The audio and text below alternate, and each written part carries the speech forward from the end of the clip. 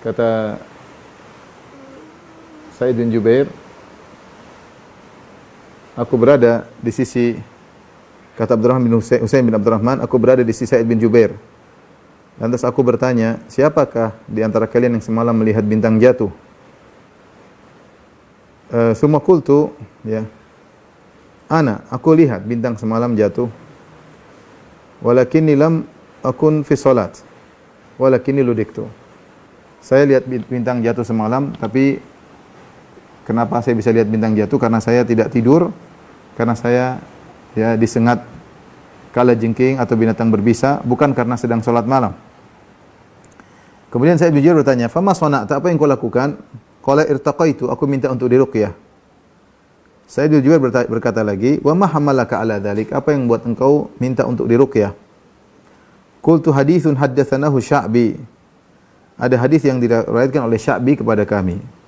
Qala ma haddatsakum? Apa yang diriwayatkan Asy-Sya'bi kepada engkau? Qala haddatsana Buraidah bin Husayb, bahwasanya Buraidah bin Husayb radhiyallahu anhu meriwayatkan dari Nabi sallallahu alaihi wasallam, Rasulullah SAW bersabda, la ruqyata illa min ainin aw humatin. Tidak boleh ada ruqyah kecuali karena penyakit ain atau terkena sengatan. Sa'id berkata, qad ahsana man intaha ila ma sami'a. Sungguh baik orang yang melakukan apa yang dalil yang sampai kepadanya. Walakin haddatsani Ibnu Abbas. Tapi dalam hal ini Ibnu Abbas haddatsana telah menyampaikan kepada kami, anna Rasulullah SAW qala, bahwasanya Rasulullah SAW bersabda, uridat alayyal umamu, telah ditampakkan kepadaku umat-umat, fara'aitun nabiyya ma'ahu rahtu, aku melihat ada seorang nabi, pengikutnya hanya beberapa orang. Wan nabiyya ma'ahu rajulu wa rajulani, ada nabi pengikutnya cuma satu orang, ada nabi pengikutnya cuma dua orang. Wan nabiyya wa laysa ma'ahu ahad, dan ada nabi tidak ada pengikutnya sama sekali. Idru fi ali sawadun azimun, tiba-tiba diperlihatkan kepadaku jumlah yang besar. Fa dhanantu annahum ummati, maka aku menyangka itu adalah umatku. Faqila li, maka dikatakan kepadaku, hadza Musa wa qaumuhu, ini adalah Musa dan pengikutnya. Fa nadhartu fa idza sawadun azimun, kemudian aku melihat ke arah lain, tiba-tiba ada jumlah yang besar lagi.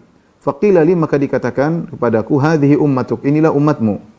Wa ma'ahu sab'una alfan yadkhuluna al-jannata bighairi hisab wala adzab. Dan di antara umatmu ada 70.000 orang masuk surga tanpa azab dan tanpa hisab. Thumma nahadha fadakhala manzilahu. Kemudian Nabi sallallahu alaihi wasallam berdiri, Nabi masuk ke dalam rumahnya. Ya. Kemudian fa khadha an-nasu fi ulaik, maka orang-orang pun jadi berbicara, berdiskusi, siapa sih 70.000 orang tersebut masuk surga tanpa azab dan tanpa hisab? Ada yang berkata, fala allahumul ladzina sahibu Rasulullah. Mungkin 70.000 orang ini adalah orang yang sahabat Nabi sallallahu alaihi wasallam. Ya. Ada yang berkata, fala allahumul ladzina wulidu fil Islam wa lam yusyriku billahi syai'a. Mungkin orang yang sejak lahir sudah Islam dan tidak pernah berbuat syirik sama sekali. Wa dzakaru asya'a, dan mereka menyebutkan beberapa tafsiran-tafsiran tentang 70.000 orang tersebut. Kemudian thumma kharaja, Rasulullah SAW pun keluar, ya. Fa akhbaruhu, lantas mereka mengabarkan kepada Nabi tentang diskusi mereka, tentang penasaran mereka, siapa sih 70.000 orang tersebut. Maka Nabi kemudian menjelaskan, humul ladzina la yastarqun, mereka adalah orang tidak pernah minta ruqyah. Wala yatatayyarun, mereka tidak pernah bertatayyur. Wala yaktawun, mereka tidak pernah minta diobati dengan besi yang dipanaskan. Wa ala rabbihim yatawakkalun, dan mereka bertawakal kepada Rabb mereka. Tatkala mendengar hal itu, faqama Ukasyah bin Mihsan, ada seorang sahabat namanya Ukasyah bin Mihsan radhiyallahu anhu, dia berdiri berkata, ya Rasulullah, ud'ullaha an yaj'alani minhum. Ya Rasulullah, doakan aku agar termasuk dari 70.000 orang tersebut. Rasulullah SAW berkata, anta minhum, engkau termasuk dari 70 orang tersebut. Faqama rajulun akhar, kemudian berdiri seorang laki yang lain, dia berkata, ud'ullaha an yaj'alani minhum. Ya Rasulullah, doakan aku termasuk juga dari 70.000 orang tersebut. Rasulullah SAW berkata, sabaqaka biha Ukasyah, engkau sudah kedahuluan Ukasyah.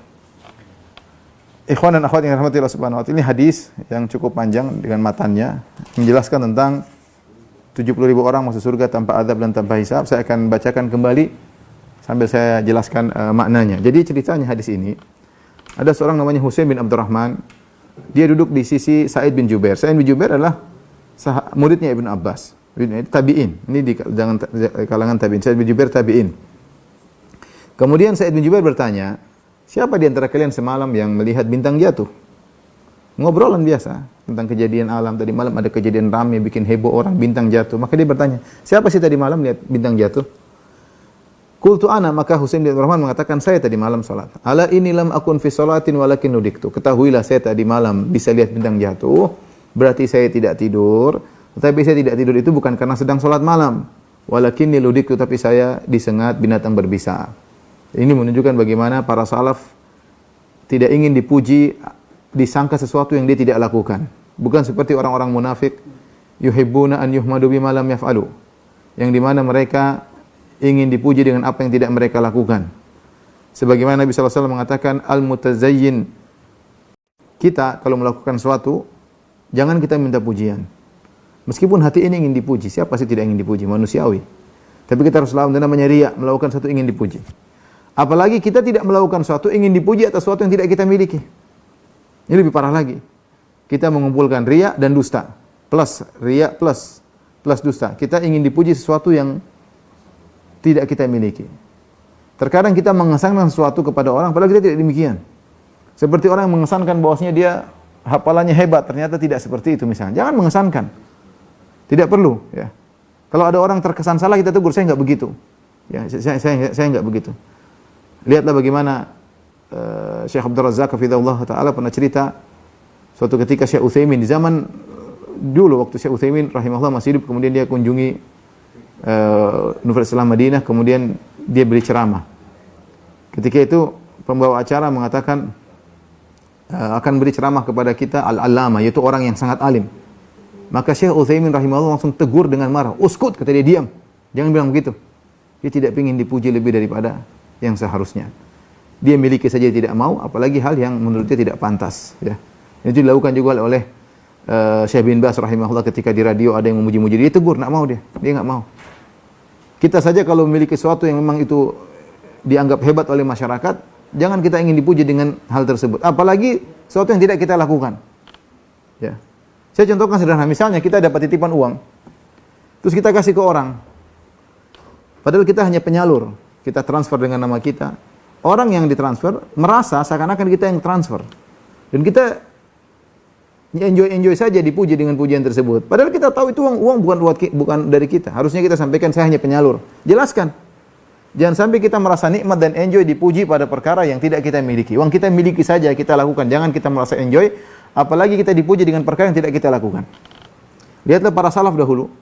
Lihatlah Husain bin Abdurrahman. Ketika ditanya, siapa yang melihat bintang jatuh? Dia mengatakan, saya lihat. Ketika dia ngomong gitu, berarti kan orang yang hadirin, wah luar biasa. Berarti tadi malam dia bangun. Dia bangun, akhirnya dia bisa lihat bintang jatuh. Dan kebiasaan orang dulu kalau bangun malam berarti sholat malam. Sehingga meskipun dia tidak ngomong saya sholat malam, maka bisa terkesan bagi teman-teman duduknya bahwasanya dia sedang sholat malam. Nah, dia tidak ingin terkesan pada hal yang tidak dia lakukan. Maka dia mengatakan, ala fa inni lakum lam akun fi sholatin. Sungguhnya saya semalam begadang itu bukan karena saya sedang sholat malam. Walakin niludiktu, tapi saya sedang disengat binatang berbisa, makanya saya tidak tidur. Makanya saya tidak tidur melihat bintang jatuh. Ini ikhwan, jaga ikhlas. Keikhlasan itu tidak mudah. Kalau Anda sudah meraih, jaga. Segala hal yang bisa buka pintu-pintu riya, kita jauhi.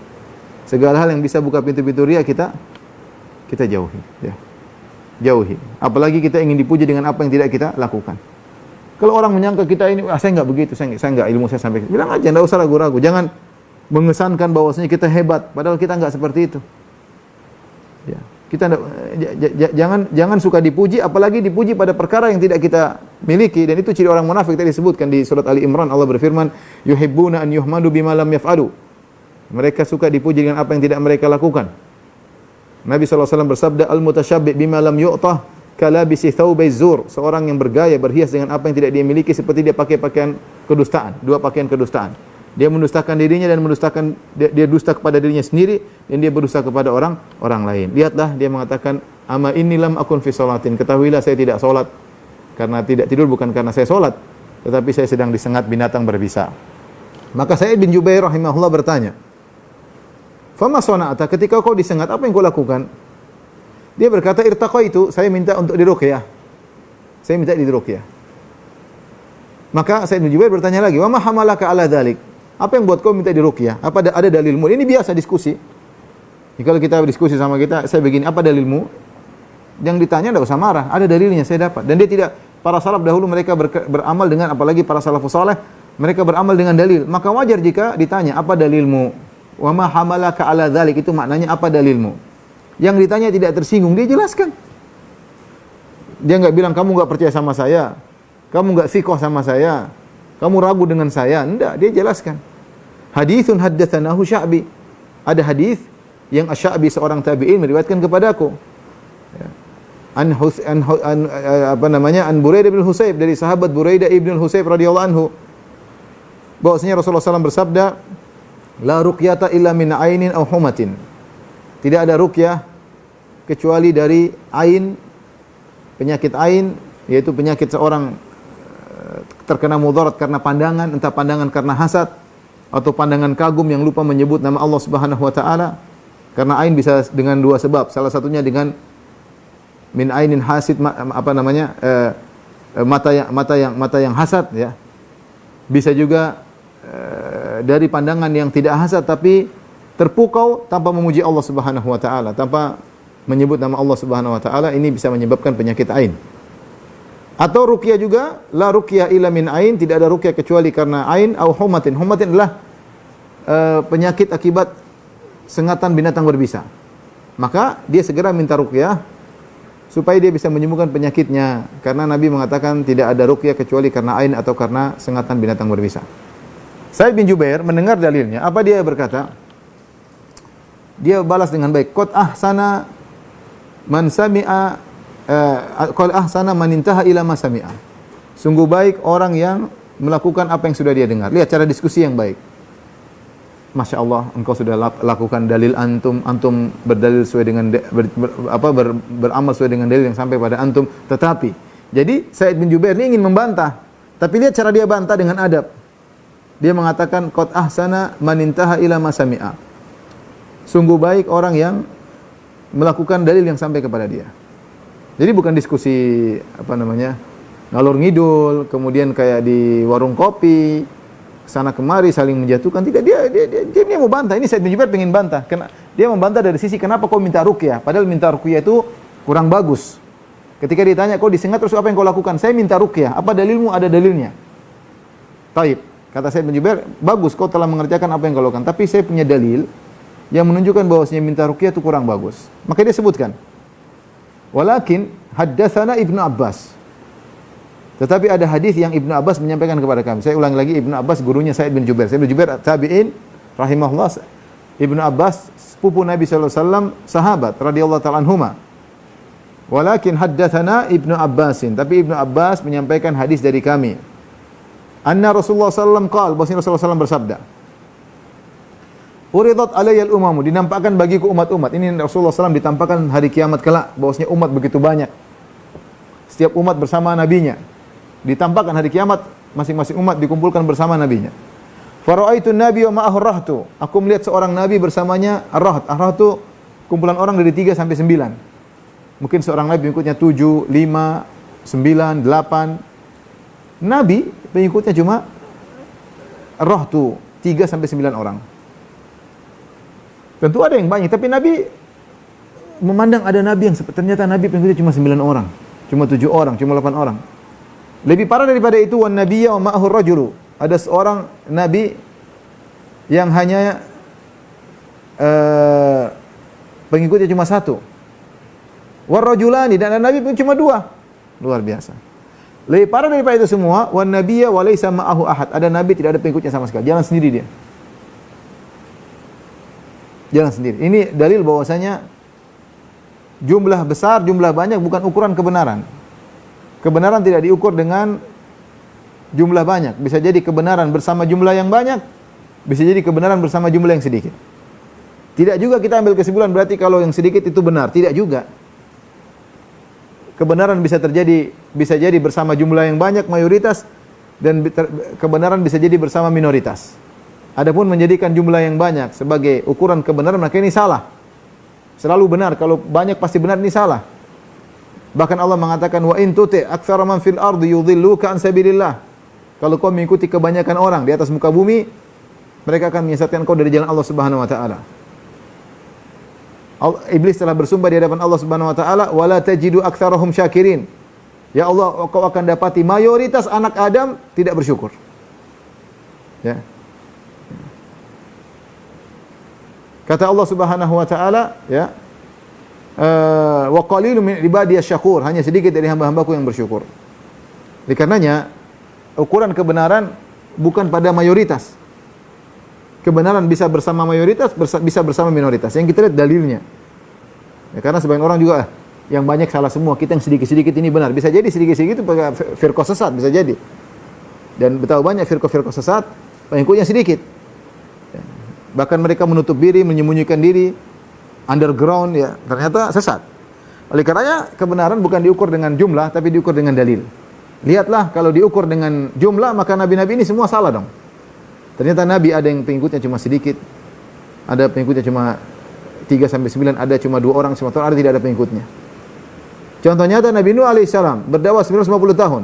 Falabitha fihim alfa sanatin ila khamsina ama. Kata Allah, Nabi Nuh berdakwah kepada kaumnya 950 tahun. Hasilnya apa? Wa ma amana ma'ahu illa qalil. Tidak ada yang beriman kepadanya kecuali cuma sedikit. Ada yang pendapat paling banyak itu cuma 80 orang. 80 orang. Setelah berdakwah 950 tahun. Bayangkan kalau kita pukul rata 950 orang cuma berhasil dakwah 80 orang, 950 tahun cuma 80 orang, berarti kira-kira satu orang mungkin 11-12 tahun. Satu orang dapat hidayah. Dan menakjubkan di sini ada nabi walaisa ma'ahu ahad. Nabi bersendirian, tidak ada pengikutnya. Maka ikhwan, kalau Anda di atas kebenaran, Anda diskusikan, Anda dialog, Anda yakin atas kebenaran, meskipun Anda sendiri, tidak ada masalah. Ibrahim alaihissalam dulu sendirian. Sampai dia berjalan dengan Sarah. Dia berkata kepada Sarah, "Ya Sarah, nanti kalau orang tanya kepadaku siapa engkau, aku akan mengatakan engkau adalah ukhti, engkau adalah saudariku. Karena kita tidak ada yang Islam kecuali saya dengan engkau. Tidak ada di atas bumi ini Islam kecuali saya dengan kamu." Luar biasa. Nabi Ibrahim alaihissalam ketika di Babil, dia sendirian. Sampai dimusuhi oleh satu negeri, dia sendirian. Ya, sendirian. Nabi Lut alaihissalam berdakwah, dimusuhi oleh 6 kota semuanya praktisi homoseksual. Beriman cuma dia dan 2 putrinya. Istrinya saja kafir. Cuma dia dan 2 putrinya. Oleh karenanya seorang kalau sudah di atas kebenaran tidak usah berkecil hati. Yang penting dia yakin di atas kebenaran. Dia tahu apa yang dia bawa, apa yang dia kerjakan di atas Al-Quran dan Sunnah. Wan nabiyyu wa laysa ma'ahu ahad. Ada nabi tidak ada pengikutnya sama sekali. Idh rufi ali sawadun azimun. Tiba-tiba dinampakkan kepadaku sawadun azim. Jumlah yang besar. Kalau tadi pengikut cuma 7, ada yang cuma 2, ada yang cuma 1, ada yang tidak pengikut. Ini sekarang jumlah yang besar. Dan Nabi sudah dikabarkan bahwasanya pengikutnya banyak. Maka kata Nabi, "Fadhanantu annahum ummati," aku menyangka mereka adalah umatku. Faqila li hadza Musa wa qaumuhu. Maka kemudian dikatakan kepadaku, itu bukan umatmu wahai Rasulullah, itu adalah Musa dan pengikutnya. Itu adalah Musa dan pengikutnya. Ternyata Nabi Musa dan pengikutnya banyak.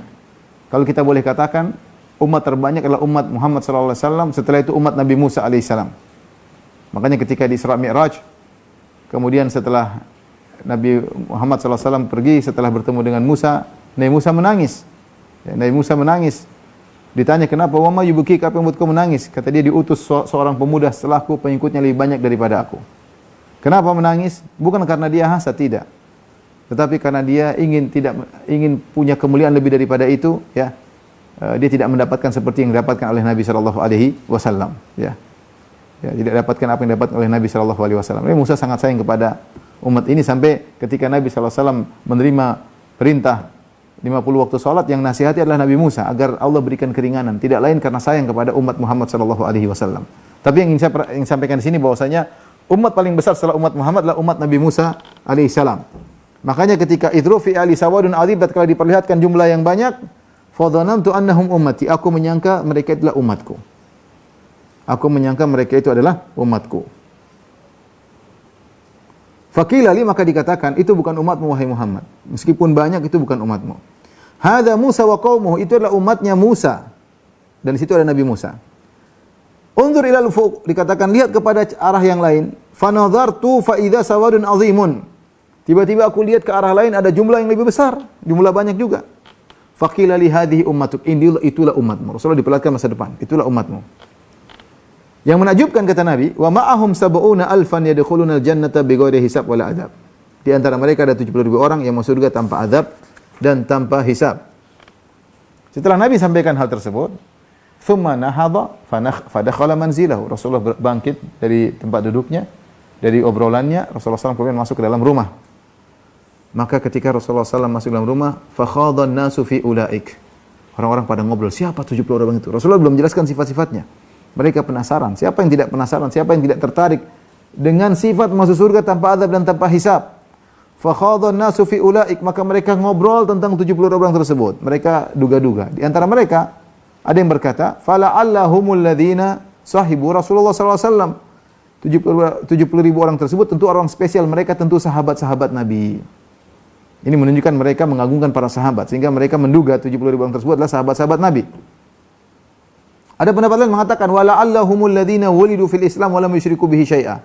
Bisa jadi 70.000 orang tersebut adalah orang-orang yang sudah lahir dalam kondisi Islam sejak lahir kemudian tidak pernah berbuat syirik sama sekali. Ini menunjukkan bahwasanya mereka mengagungkan yang namanya tauhid. Bahwasanya tidak berbuat syirik adalah sebab masuk surga tanpa adab dan tanpa hisab. Ini para ulama, para sahabat yang berdiskusi dan mereka orang-orang alim.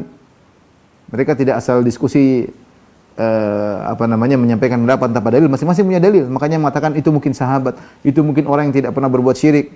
Wa dzakaru asya'a, dan mereka menyebutkan pendapat-pendapat lain. Sampai akhirnya fa kharaja Rasulullah SAW keluar dari rumahnya. Lalu fa akhbaruhu, lantas mereka kabarkan kepada Nabi, ya Rasulullah, tadi kami diskusi tentang 70.000 orang tersebut. Ada yang bilang begini, ada yang bilang begini. Maka Rasulullah SAW kemudian jelaskan, siapa sih 70 orang tersebut masuk surga tanpa adab dan tanpa hisab. Kata Nabi SAW, humul ladzina la yastarqun, orang tidak pernah minta ruqyah. Wala yatatayyarun, tidak pernah tatayyur, tidak pernah mengkaitkan nasib sial dengan apa yang dilihat, apa yang didengar, apa yang dipandang, nomor tertentu, angka tertentu, arah tertentu, tidak pernah. Wala yaktawun, dan mereka tidak pernah minta untuk berobat dengan kai, besi yang dipanaskan. Wa ala rabbihim yatawakkalun, dan mereka senantiasa bertawakal kepada Allah Subhanahu wa taala. Ini 4 sifat masuk surga tanpa adab dan tanpa hisab. Setelah mendengar hal tersebut, Uqashah bin Mihsan, dia berdiri. Dia berkata, ya Rasulullah, ud'ullah an yaj'alin minhum. Ya Rasulullah, doakan aku termasuk 70.000 orang tersebut. Rasulullah katakan, anta minhum. Dari sini kita tahu Uqashah radhiyallahu anhu masuk surga tanpa adab dan tanpa hisab dengan persaksian Nabi. Nabi mengatakan, engkau termasuk dari mereka. Faqama rajulun akhar, berdirilah seorang laki lain mengatakan, ya Rasulullah, ud'ullah an yaj'alin minhum. Doakan saya juga masuk dari 70.000 orang tersebut. Lihat jawaban Nabi yang penuh bijak dengan akhlaknya mulia. Nabi mengatakan, sabaqaka biha Uqashah. Engkau sudah kedahuluan Uqashah. Tidak menyinggung orang tersebut. Dan enak didengar, sudah kedahuluan. Dan kalau Nabi mengatakan, oh kau enggak, kira-kira apa? Kalau Nabi bilang kau tidak, dia mungkin langsung sedih. Kenapa saya tidak? Kenapa itu iya? Atau Nabi misalnya mengatakan, iya kau termasuk. Nanti atau lagi, saya juga Rasulullah. Dan akhirnya akan sampai pada orang yang tidak berhak, dia akan kecewa. Oleh karena Nabi SAW membuka pintu-pintu, menutup pintu-pintu untuk orang bertanya terus, silsilah yang tidak ada penghujungnya. Nabi berkata dengan jawaban indah, sabaqaka biha Uqashah. Jawaban yang tidak menyinggung, jawaban yang cerdas, kau sudah kedahuluan Uqashah. Selesai. Orang yang bertanya tidak tersinggung, dia tetap semangat ya. Makanya terkadang kita menjaga perasaan orang ya.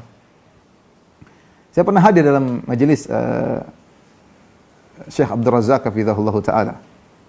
Ketika itu majelis yang hadir baca, muridnya ada tukang baca bukunya. Qadarullah yang tukang baca tersebut, dia mahasiswa Madinah, cuma qadarullah dia baca waktu itu salah-salah i'rabnya. Harusnya fathah dia baca dhamma, dhamma dia baca fathah. Setelah dia baca, Syekh betulkan, kemudian Syekh syarah, dijelaskan. Terus bacaan kedua, sama.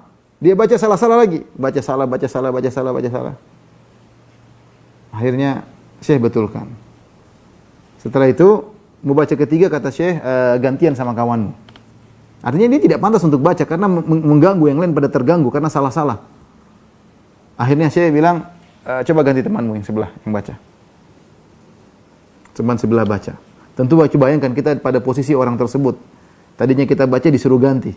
Apalagi nampak kesalahan-kesalahan. Tentunya dia akan, waduh malunya luar biasa. Baca nggak benar disuruh ganti ke orang lain. Tapi apa yang dilakukan oleh Syekh? Saya lihat sendiri tuh. Akhirnya sebelahnya baca. Baca ternyata 2 kali juga. Setelah itu pindah lagi orang ketiga, pindah lagi ke orang 4, pindah lagi ke orang kelima. Jadi seakan-akan giliran baca. Tanpa harus menyakiti hati orang yang pertama. Ya, tanpa harus menyakiti hati orang yang pertama. Sehingga seakan-akan memang itu ada giliran bacanya. Ya, padahal tidak biasa Syekh seperti itu. Biasanya satu orang baca sudah cukup. Tapi tadi karena ini dia salah-salah baca, akhirnya supaya tidak menyinggung, dia gilirkan. Jadi terkadang kita jaga perasaan orang, ya. Dan ini butuh kecerdasan, butuh kepandaian dalam berbicara sehingga tidak menyinggung perasaan orang.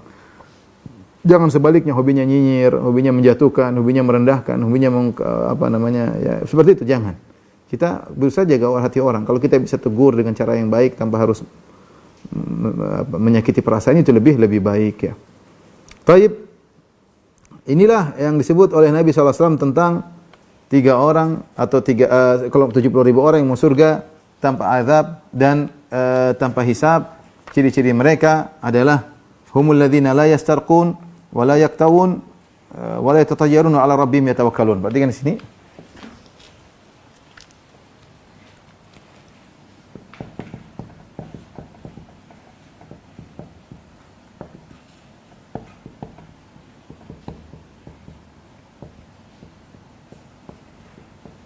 Tanpa hisab, tanpa hisab saja, apalagi adab, tentu tanpa adab. Jadi pertama, la yastarqun, la yastarqun.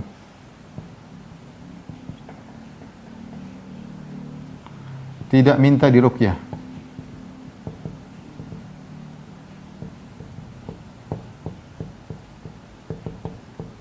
Kemudian wala yaktawun, la yaktawun. Tidak minta diobati dengan kai. Kai itu besi yang dipanaskan. Besi yang dipanaskan. Kemudian wala yatayyarun,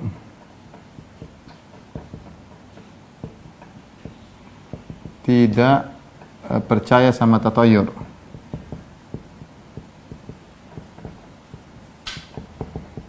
Kemudian wa ala rabbihim yatawakkalun. Wa ala rabbihim yatawakkalun.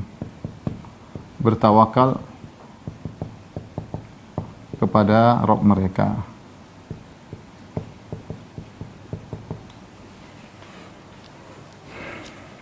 Baik, perhatikan.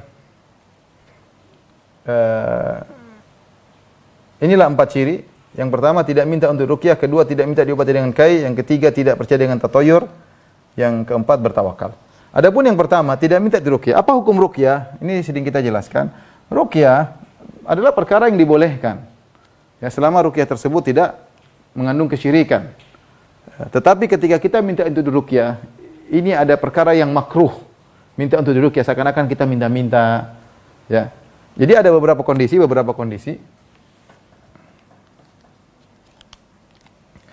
Kondisi ruqyah, kondisi ruqyah. Yang pertama, minta diruqyah. Yang kedua, meruqyah orang lain. Yang ketiga, orang diruqyah tanpa meminta. Diruqyah tanpa meminta. Perhatikan. Adapun ini meruqyah orang lain, ini sunnah, dianjurkan, sunnah.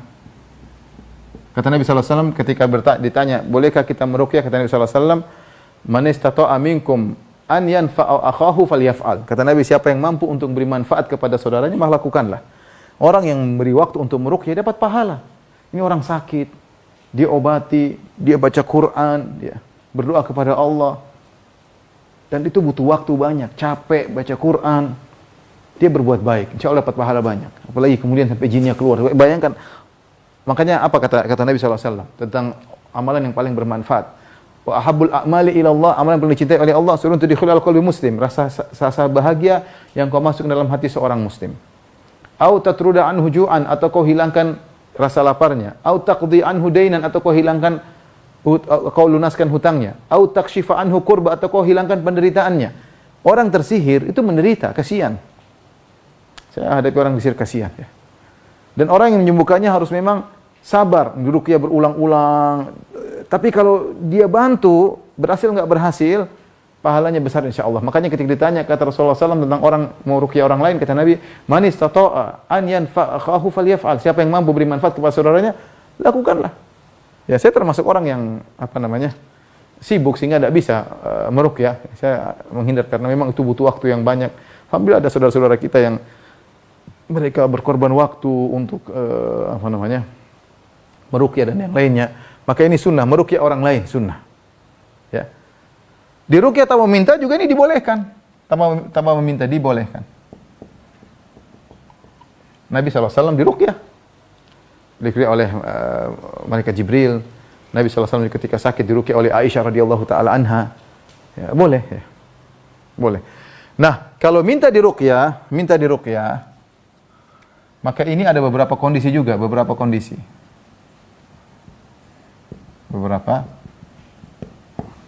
ya. Rasulullah mengatakan kalau jika dalam kondisi darurat atau sangat membutuhkan,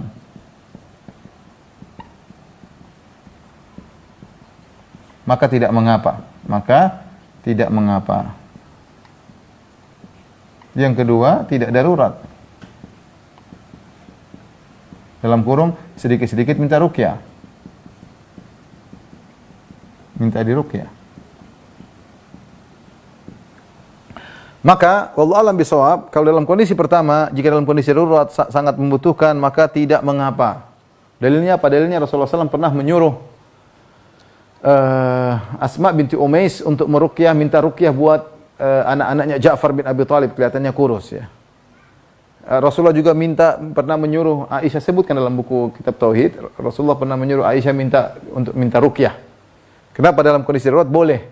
Ya, darurat atau sangat parah tidak jadi masalah. Yang tidak boleh, ya seorang berusaha tidak minta ruqyah, tapi kalau kondisi sangat parah, sangat darurat, tidak ada yang bisa bantu dia boleh minta ruqyah, enggak ada masalah. Sama minta-minta tidak boleh asalnya, tapi kalau darurat boleh. Minta-minta merendahkan diri, tapi sesekali darurat boleh. Ya, jadi ini pendapat yang saya lebih condong kepadanya, karena ada dalil-dalil yang mengecualikan hal ini, bahwasanya tidak jadi masalah.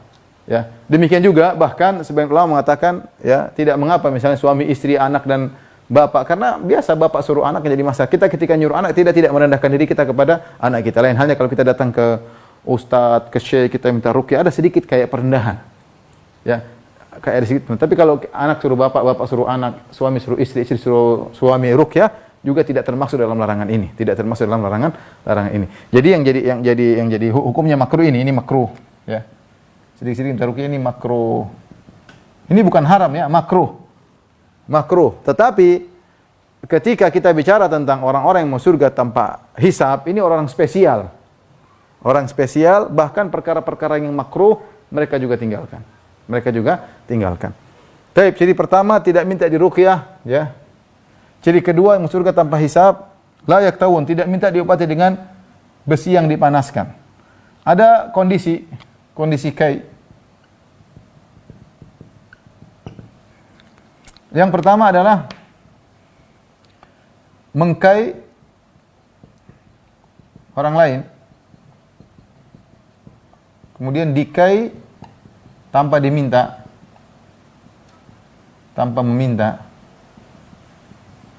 Yang ketiga, minta dikai.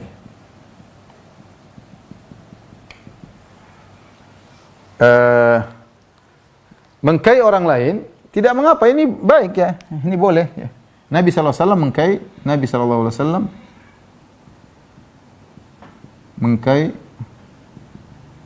Sa'ad bin Mu'adz ketika sakit radhiyallahu anhu.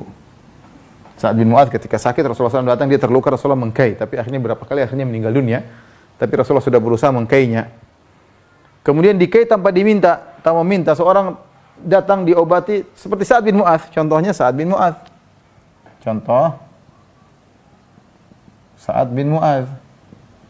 Yang kata Nabi SAW, ihtazza arsyur rahman bin mauti Sa'ad. Arsy Allah bergetar karena matinya Sa'ad bin Mu'adz. Dan dia ketika sakit, Rasulullah mengkai dia dan dia tidak meminta, tapi Rasulullah kai dia dan dia tidak menolak. Yang kita jadi masalah jika minta dikai. Minta dikai. Ini yang Rasulullah SAW mengatakan pengobatan dengan akrahu al-kai. Kata Rasulullah SAW, aku benci dengan pengobatan dengan kai karena menggunakan besi yang dipanaskan. Kemudian apa? Dulu orang-orang Arab mengatakan akhiru dawa al-kai. Ini pepatah mereka, obat terakhir al-kai. Karena biasanya kalau orang sudah dikai biasanya sembuh. Biasanya sembuh. Sehingga orang terkadang tawakalnya ada ke situ. Makanya kurang disukai kenapa ada tawakal. Seakan-akan kalau sudah kai pasti sembuh. Kalau sudah kai pasti sembuh. Situ ada kecenderungan tawakal kepada obat ini. Sebagaimana sebagian orang misalnya di zaman sekarang, oh kalau dokter itu yang jalan ini sembuh. Jadi seakan-akan ada tawakalnya bukan pada Allah, terkadang kepada sebab. Nah, kalau orang ingin masuk surga tanpa hisab, hindari kai. Hindari kai. Yang berikutnya, la tatayyarun, tatayyur hukumnya syirik. Tatayyur hukumnya syirik. Nanti akan datang pembahasan khusus. Kata Nabi SAW, at-tiyaratu syirkun. Tatayyur adalah syirik. Tatayyur adalah apa? Mengkait-kaitkan nasib sial dengan apa yang dilihat, apa yang didengar, dengan burung tertentu, dengan hewan tertentu, dengan manusia tertentu. Ada orang itu sial. Kalau kita sama dia, pasti sial. Contoh. Ada burung ini lewat, sial. Ada ular lewat, ya kita sial. Contoh, ada burung hantu datang, ini sial. Angka 13, sial. Bulan ini sial, hari ini sial. Ya. Disial-sialkan. Seakan-akan tanggal bikin sial, hari bikin sial, burung bikin sial, semuanya bikin sial. Ini semuanya tatoyur. Ini semuanya syirik. Siapa yang punya keyakinan begini, dia tidak akan masuk surga tanpa hisab. Karena dia punya keyakinan syirik kecil. Tidak boleh, ini di daerah kita banyak disebut dengan pamali, jangan boleh nanti pamali, ini pamali, ini pamali. Tidak ada kaitannya. Tidak ada kaitannya. Ya. Oleh karenanya, tidak boleh percaya hal seperti ini. Tidak boleh, hukumnya haram. Kita ini berakidah bukan semau kita. Akidah kita diatur oleh Al-Quran dan Sunnah. Jangan kita bilang, apa salahnya kita hati-hati, kita yakin. Enggak boleh, kamu keyakinan seperti itu syirik. At-tiyar itu syirik, kata Nabi, tiyar adalah syirik. Dan sangat tidak logis. Ya. Bagaimana Anda mengkaitkan kesialan dengan angka 13? Apa salah angka 13? Bedanya angka 13 sama angka 14. Tidak jauh beda, cuma 11-12. Tidak jauh beda. Kenapa angka 13 bikin sial, 14 tidak? Apa? Secara logika enggak ada. Tapi kalau dipercayai, itu adalah syirik kecil. Itu adalah syirik kecil. Yang punya percayaan seperti ini, tidak akan masuk surga tanpa hisab. Maka harus dibuang. Ini banyak tersebar di tanah air. Ya. Saya ada pengajian khusus tentang masalah tatoyur. Tapi intinya saya jelaskan, tidak boleh memiliki tatoyur karena ini merupakan kesyirikan dan ini bertentangan tawakal. Makanya Nabi tutup sifat mereka wa ala rabbihim yatawakkalun. Mereka bertawakal kepada ini sifat utama. Sifat utama seakan-akan kesimpulan dari sebelumnya. Seakan-akan kesimpulan dari 3 sifat sebelumnya. Perhatikan. Kenapa dia tidak minta diruqyah? Tawakalnya tinggi. Dia berusaha sendiri. Ini saya lupa ya. Minta diruqyah, meruqyah orang lain, diruqyah tanpa meminta, ada meruqyah diri sendiri. Meruqyah diri sendiri juga boleh, sunnah juga. Meruqyah diri sendiri, ini juga boleh. Diri sendiri. Ini juga sunnah. Dan banyak doa-doa ruqyah Rasulullah SAW ajarkan. Ini juga hukumnya apa? Sunnah, ya. Jadi, ketika kita minta diruqyah, seakan-akan tawakal kita agak kurang. Ketika kita berobat dengan kai, seakan-akan sembuh, seakan-akan kita tawakal kepada kai tersebut. Ketika kita tatoyur dengan 13, kita tawakalnya kepada angka tersebut, bukan kepada Allah Subhanahu wa Ta'ala. Maka ini semua mencoreng kesempurnaan tawakal. Makanya Rasulullah menyebutkan ciri-ciri keempat seakan-akan kesimpulan daripada 3 sifat sebelumnya. Wa ala rabbihim yatawakkalun. Dan mereka bertawakal kepada Rabb mereka, dan inilah ibadah yang sangat berat bagaimana seorang bertawakal kepada Allah dalam segala hal. Kalau Anda ingin masuk surga tanpa hisab, latih diri kita bertawakal dalam segala hal. Fa'buduhu wa tawakkal alaih. Bahkan kata Allah Subhanahu wa ta'ala, beribadah dalam bertawakal. Kita bertawakal dalam perkara dunia, kita bertawakal dalam ibadah. Berdakwah butuh tawakal, salat butuh tawakal, haji butuh tawakal, umrah butuh tawakal, menjalani kehidupan rumah tangga butuh tawakal, cari nafkah butuh tawakal. Keluar rumah tawakal, mau tidur tawakal. Hiasi hidupan Anda dengan tawakal, senantiasa hati bergantung kepada Allah. Minimal setiap kita melakukan sesuatu kita mengatakan bismillah, minimal itu. Bismillah itu kalimat tawakal.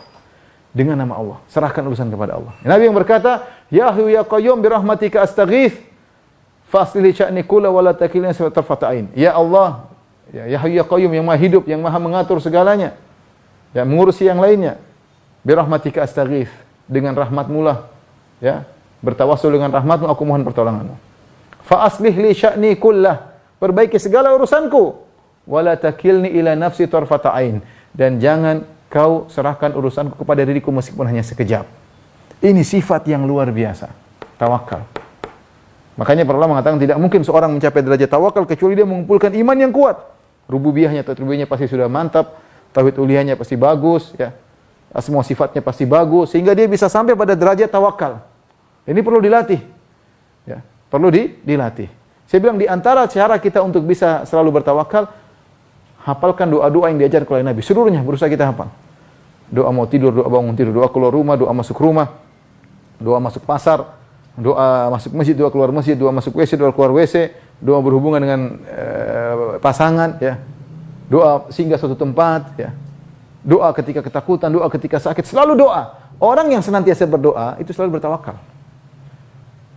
Jadi agar kita bisa, ini maksudnya trik, ya, apa? Tips agar bisa bertawakal selalu.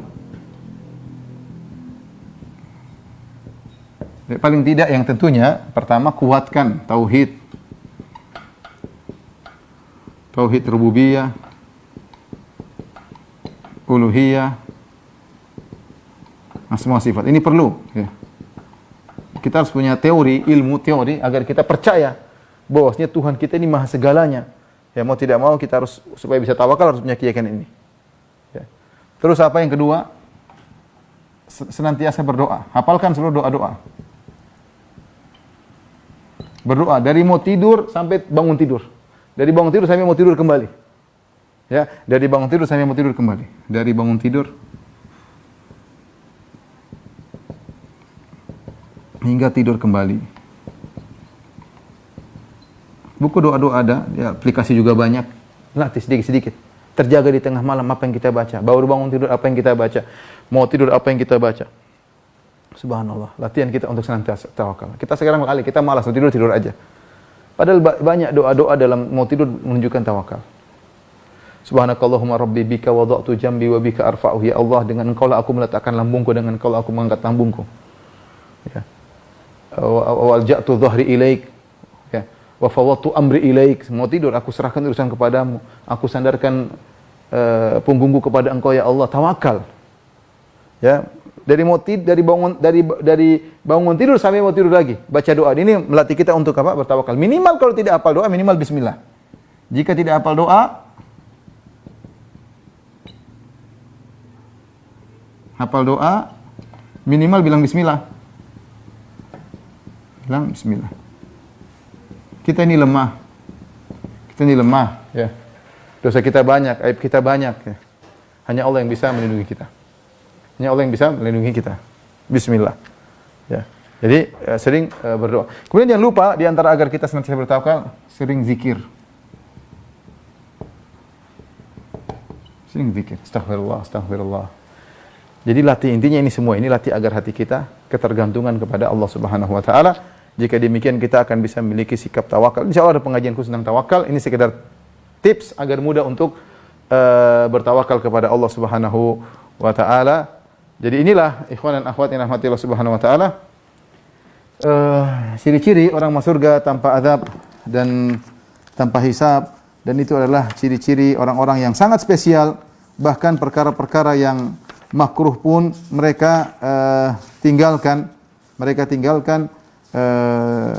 demi untuk meraih derajat yang tinggi, yaitu masuk surga tanpa azab dan tanpa hisab. 70.000 orang. Dalam riwayat yang lain disebutkan fastazatu rabbi, aku pun minta tambahan kepada Allah Subhanahu wa taala, fazadani ma'a kulli alfin sab'ina alfan, aku pun minta tambah kepada Allah dengan dalam hadis yang hasan, maka Allah tambahkan setiap 1.000 bawa 70.000, setiap 1.000 bawa 70.000, sehingga jumlah masuk surga tanpa hisab jadi banyak, ya. Jadi jumlahnya 70.000 kali 71, 70.000 kali 71, 70.000 awal, kemudian setiap 1.000 bawa 70.000, jadi jumlahnya 70.000 Kali 71 coba saya hitung. 70.000 kali 71 sama dengan 4.970.000. 4.970.000 insyaallah biiznillah masuk surga tanpa hisab. Masuk surga tanpa adab. Semoga kita termasuk dari mereka. Bahkan dalam doa disebutkan dengan tambahan 2 genggaman Allah Subhanahu wa taala ya. Mudah-mudahan dengan karunia Allah Subhanahu wa taala, dengan rahmatnya Allah Subhanahu wa taala, dengan kasih Allah Subhanahu wa taala, Allah menjadikan kita semua termasuk hamba-hambanya yang masuk surga tanpa adab dan tanpa hisab. Amin ya rabbal alamin. Kalau ada yang bertanya, masih ada 4 menit, saya persilahkan.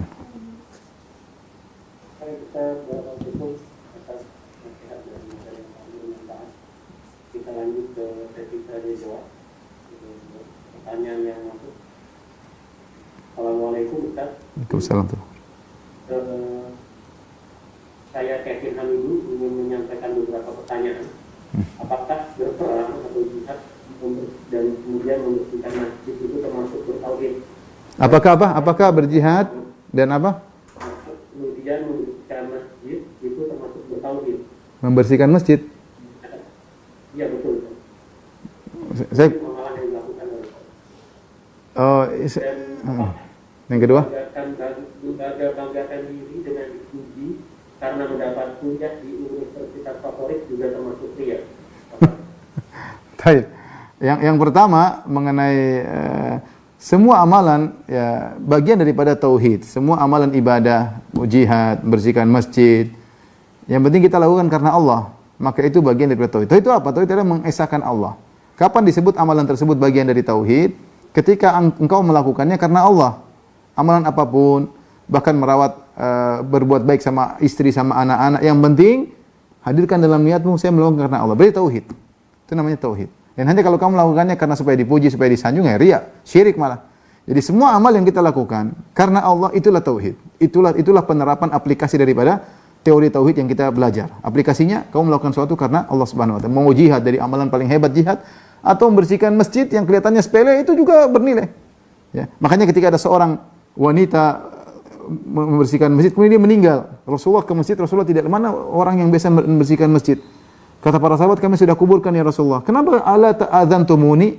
Kenapa kalian tidak kabarkan aku?